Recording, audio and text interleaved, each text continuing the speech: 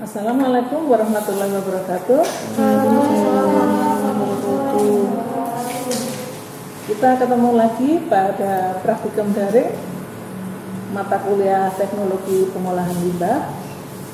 Kali ini kita akan melakukan praktikum dengan judul metode pengolahan kimia dengan cara desinfeksi. Adapun tujuan praktikum kali ini adalah mahasiswa diharapkan mampu mengetahui teknik pengolahan limbah cair secara kimiawi dengan menggunakan metode desinfeksi. Kemudian yang kedua, mengetahui prinsip pengolahan limbah cair secara kimiawi dengan menggunakan metode desinfeksi. Yang ketiga, mahasiswa diharapkan mampu melakukan pengolahan limbah cair secara kimiawi dengan desinfeksi.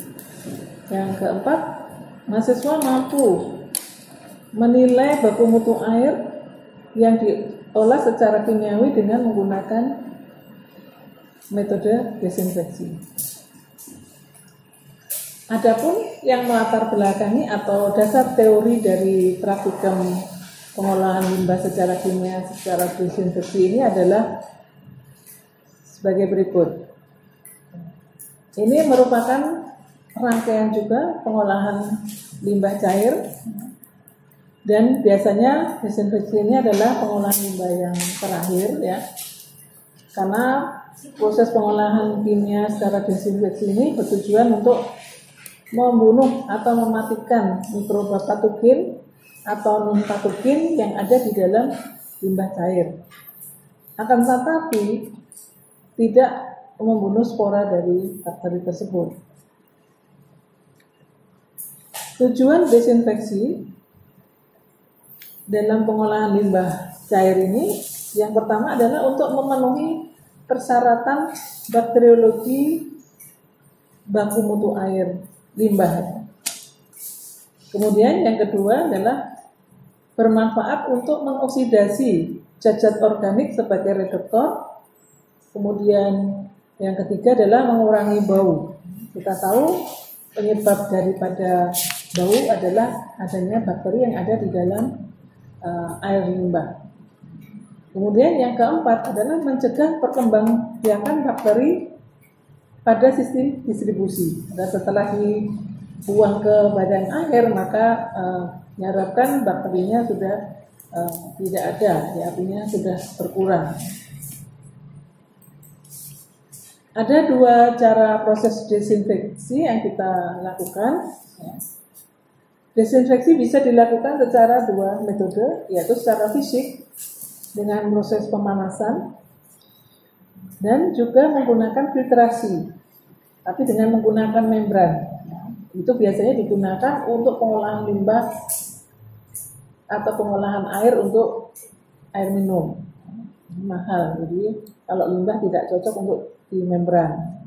Kemudian yang kedua adalah desinfeksi dengan menggunakan cara desinfektan atau bahan kimia. Ada beberapa cara juga desinfektan ini. Yang pertama dengan menggunakan sistem penyinaran UV yang sekarang banyak digunakan untuk pengolahan air minum yang menggunakan paparan UV. Kemudian bisa mereaksikan dengan ion logam.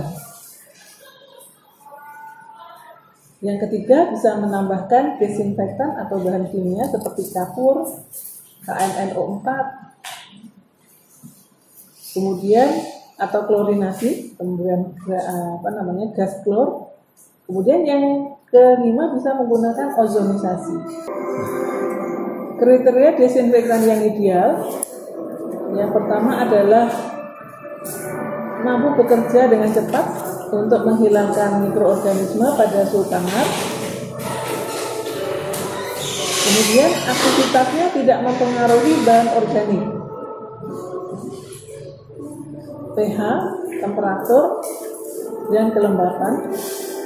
Kemudian tidak toksik terhadap hewan atau manusia, tidak bersifat korosif, tidak berwarna dan tidak meninggalkan noda, tidak berbau, bersifat biodegradable atau mudah diurai, larutannya stabil, ekonomis, mudah digunakan, dan mempunyai spektrum membunuh bakteri yang luas. Adapun alat dan bahan yang kita gunakan pada praktikum desinfeksi ini adalah cawan petri, beker gelas, pengaduk, timbangan analitik, inkubator, aeronayer, kolonikanter, pipet, dan bunsen. Kemudian bahan yang kita gunakan adalah kapur, KMR4, media, yaitu medium tripton glukosa agar, kemudian air limbah pengolahan tahu sebagai sampel yang akan kita amati. Prosedur kerjanya adalah yang pertama, ambil 1000 ml air limbah, kemudian lakukan desinfeksi. Ada beberapa pelakuan desinfeksi yang kita gunakan nanti dengan pemanasan secara fisik, kemudian dengan penambahan bahan desinfektan seperti larutan kapur 40 ppm, KNNO4 1,75 ppm, kemudian klorin 300 ppm. Untuk pemanasan, Anda rebus air mendidih selama 15 menit. Sedangkan untuk desinfeksi, Anda tambahkan desinfektan sesuai perlakuan, masing-masing 1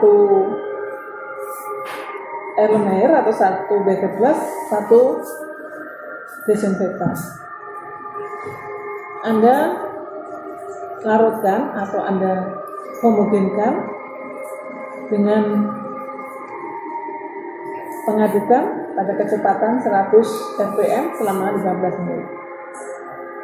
Selanjutnya, masing-masing dari hasil pelakuan itu Anda ujikan dengan melihat jumlah bakteri E. coli.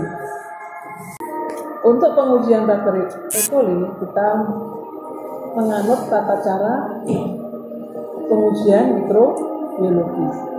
Selanjutnya, setelah kita menggunakan tata cara mikrobiologis, setelah diinkubasi, kemudian dihitung koloninya. Hitung jumlah bakteri E. coli yang ada setelah adanya perlakuan desinfeksi tersebut. Ya. Mana yang efektif dari keempat metode yang kita gunakan. Kemudian jangan lupa selalu buat laporan dengan format seperti biasanya, yaitu pendahuluan, tujuan praktek, kata pengamatan, interpretasi data dan pembahasan, kemudian ambil kesimpulan, kemudian daftar pustaka, waktu pengumpulan maksimal 1 minggu setelah pengamatan. Nah, untuk lebih jelasnya nanti kita praktekkan praktikum desinfeksi ini, dan silahkan Anda amati,